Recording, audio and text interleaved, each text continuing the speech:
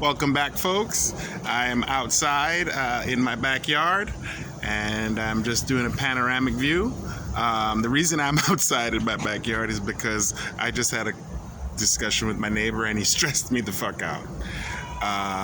So I'm sure all of you deal with some kind of stressor in your day, and this is how I deal with it. The theme of the podcast is growing combat veteran wellness through my love of plants and 80s movies. So this is a great example of what I do when stressors arrive. So I'm out in the backyard, and the way I deal with this is I actually have to do something. Just sitting out in the backyard looking around, sometimes that just keeps you in your head, and you don't actually get rid of what has been stressing you. So what I'm going to do is I'm going to feed a couple of my trees. I've been neglecting a little bit. So the first thing I do, which you're not going to see, is I go commando in one of my favorite pair of work shorts, and then I put on my boots, Sands, comfortable pair of shoes, Sand socks, or I sometimes go barefoot, and that starts the process of me knowing that this is for me to do for myself and my love of plants.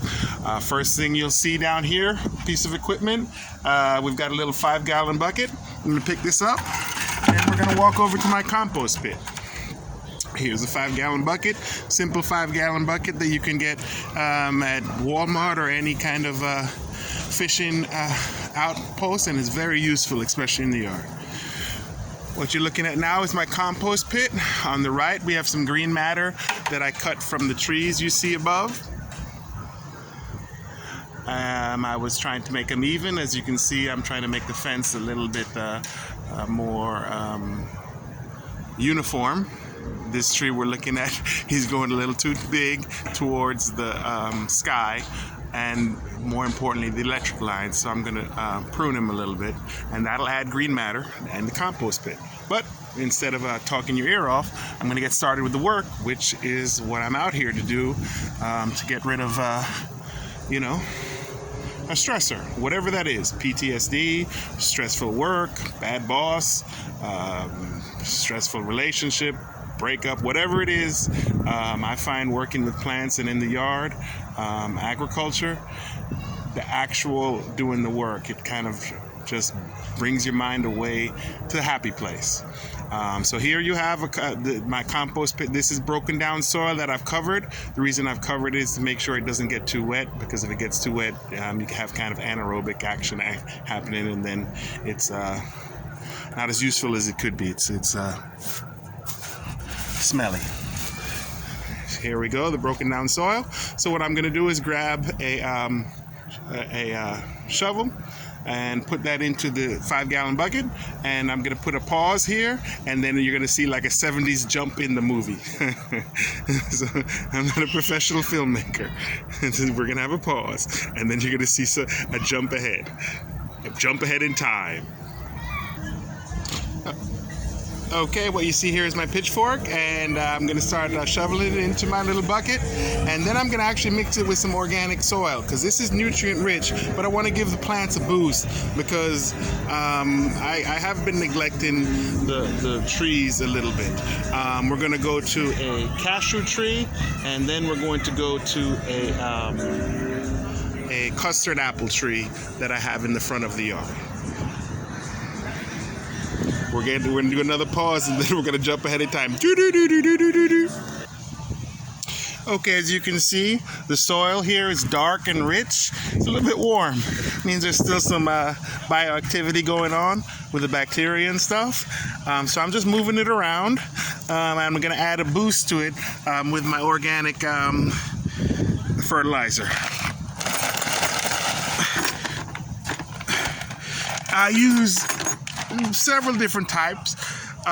This time I have an organic fertilizer that's 5-5-5, I believe. 5 nitrogen, 5 phosphorus, 5 potassium. I look for the OMRI label. that just shows that it's been reviewed, that it's been reviewed by the organic standard, I guess, organization that shows you're not getting bullshit. Because everybody says they're organic now, but they're not necessarily that. So this at least gives you some modicum of comfort. So I'm going to put some of that right into the 5-gallon pot, mix it up, then add some more soil, mix it up. Then we're going to move to our trees. Time jump. Okay, I'm adding in about 4 cups. As you can see, I'm just mixing it around with my hand. One thing when you're working in the yard, use your hands. You can use gloves sometimes, but sometimes just get your hands dirty. I think working in the soil, actually, it does something. Some kind of black magic. Get it? Black magic. So the soil is dark, it's black, and it's magic. It just relaxes. It's like I'm making food. When I used to feed the animals at the farm, I used to bring feed out to them, and again, that was also relaxing. So mix it in. Once it's mixed in, we're going to do another time jump, and we're going to be at the cashew tree. Okay, we're now at the cashew tree. As you can see, let's go quickly over it. Cashew tree, I have it surrounded by some mulch, and also I have a companion plant, which is fever grass, or lemongrass is another common name. What I'm going to use here is 2 foundational tools, the hoe and the metal rake, to move some of the mulch and topsoil away, so I can add the nutrient-rich soil around the circumference of the tree. Geek out. I rate my tree right now at about a 3 out of 5.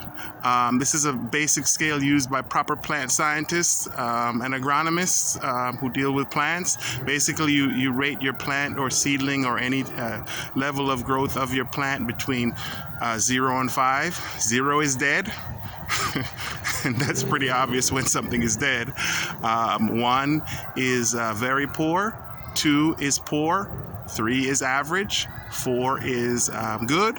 5 is very good. So for the life of the plant, I've been trying to get it up from a 3 to a 5. And you can tell that by the health of the leaves, the way the plant is fruiting, its growth structure, and other basic visual clues. So we're working towards that. Eventually we'll get it up to where it needs to be. Right now we will continue. I'm going to use the tools, and you will see another jump in time. If you look around the circumference of the tree, what I've done is use the metal rake to move the topsoil / broken down mulch to the outside, around the circular edge where you see those coconuts, which are actually from my yard. They're a good form of mulch, meaning that it breaks down very slowly and it can act as a border, and it looks pretty cool, so it doesn't cost you anything. And it's very useful, because what happens, I've found, is that underneath that, especially if you're cutting the coconut and there's some coconut nutrients left, you'll have beetles and other living organisms start to burrow, and worms and insects, and then they'll start to break down the soil, build homes, and then the soil and organic matter starts to grow underneath them.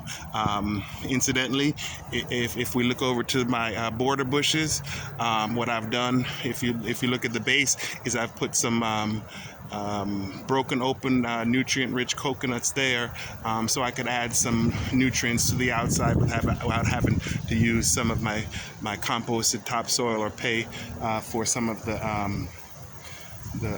fertilizer / organic soil amendment that I've added to the bucket. All right, so I'm going to get started. I'm just going to put it around the outside, the circumference, and then I'm going to cover it back up, and then we're going to move to our next tree. Stress level decreasing immeasurably. I'm actually having a good time. As you can see, around the outside, I've used a shovel to put a generous amount of the soil around the circumference slash outside ring of the tree. So this should make my cashew tree very happy. I think I'll give it a hug later. No harm in hugging your tree at your own property, or even at your house, apartment, wherever. They enjoy it. They just get greener. Oh, I forgot to mention, what I'm going to do is I'm going to cover it up with that mulch type of soil, a mulch type amendment, the wood chips, and that means that it won't dry out and it'll break down more slowly. Just all the benefits of mulch. I'll probably have a podcast just on mulch because it's very important. It has many very important properties. But for now, we're just going to cover it back up and we're going to move on to the next tree. Okay, you may notice I've pulled up some of the competing wheats inside of the coconut circle barrier and use them as a green manure. Basically, I've pulled them out and they'll break down slowly, relatively slowly, and add some nutrients to the mix. If you look very closely, you may see some leftover bark. In the front here, I had a live oak, and the bark started to fall off of these, so I used the bark as a mulch. Again, mulch, very important. So what we're going to do now is we're going to walk forward through my yard. You're going to see a couple superstars I'm working with as cover crops. If you look closely here, we have sorghum sungrass. This guy is a badass. I've never used it before, but as you can see, it is grows up to 6 feet or so, even more. They've flowered, and if you look up top, you'll see the sorghum sungrass. I'll turn it sideways so you can kind of see some of the scale. But this is not our focus. We're going to actually move to the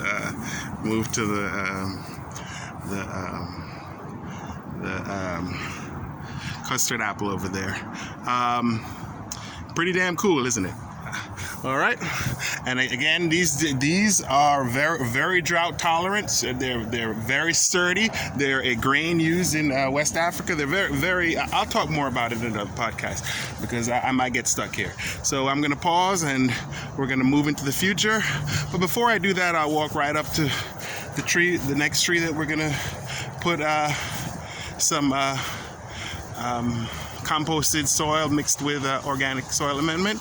Here it is. It's pretty much the centerpiece of the front of my yard. There's a lot going on here. As you can see, I utilize some of the living mulch to provide, a living mulch slash cover for the custard apple. It's really really worked out well. I did not expect it, so we kept it. So if you look in here, what I'm going to do is I'm going to put the soil amendments within that circle there. I'm going to pull back some of the living mulch and then put down some of the soil, then cover it back up,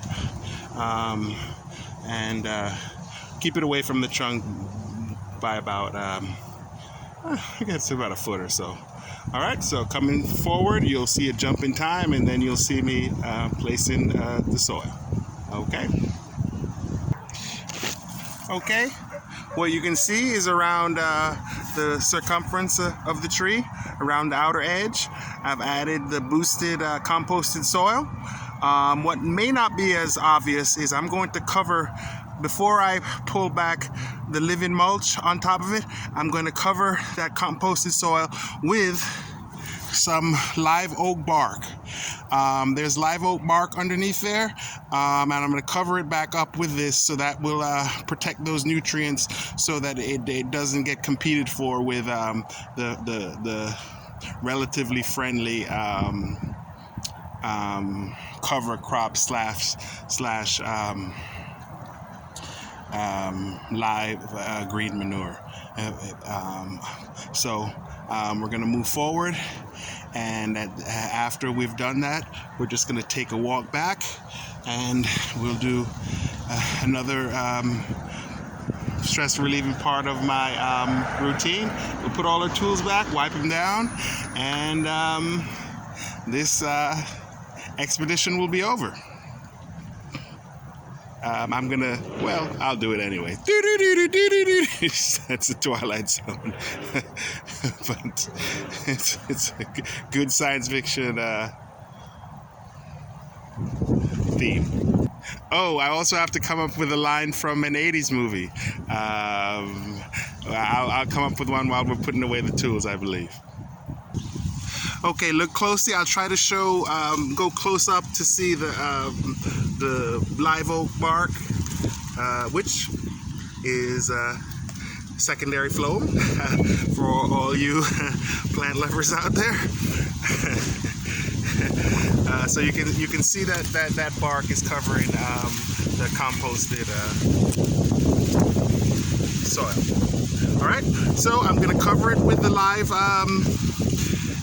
cover crop, and then we're going to move on, and we'll just be done with this podcast. Okay, there, as I covered everything back up, it looks finished. That stuff will grow back, and it'll look like new in a few, maybe a week or so. One of the best lessons you'll ever learn is use the plants around you and the life around you to be a force multiplier for your growing and your gardening. And your work around the house. If you think everything is your enemy, well, then it becomes your enemy. It just causes you undue hardship. That's one of the lessons I continue to learn. Incidentally, this tree I would give about a 4.5 possibly. About a 4 to 4.5. It is doing good, a little better than good. It has responded well to its location. Just one thing I want you to understand. When you're having trouble with your plants, you're doing one of your fundamentals wrong. It's not a mystery. You're doing something wrong. You're neglecting something, and the plant is just talking to you in its own language. Okay, you're looking at my fancy tool shed. What I'm going to do is I have an old Gatorade bottle. I put about a capful or so, or maybe two, of bleach. Then I keep this in the shed. Then I wipe down all of my tools after I use them. Take care of your tools, they'll take care of you. And again, this is just basic organic principles of use, reuse, recycle. So I wipe my tools down, and what this does is any bacteria, fungal, or viral diseases that may have been transported from one plant do not go to another plant or do not remain for your next round. You don't have to go in vitro on you. Sometimes folks in the lab they don't understand the difference between in vitro and in vivo. This is in vivo, it's live, so you'll clean it down but don't get anal. That's what I'm trying to say. This has been a pretty long demonstration. The purpose of it mostly was for me to de-stress. You de-stress by not thinking and doing the work that you love, and then some surprises come up and you move on. And this is what I want my podcast to display, that you can, in any environment, you can use the plants as a wellness tool.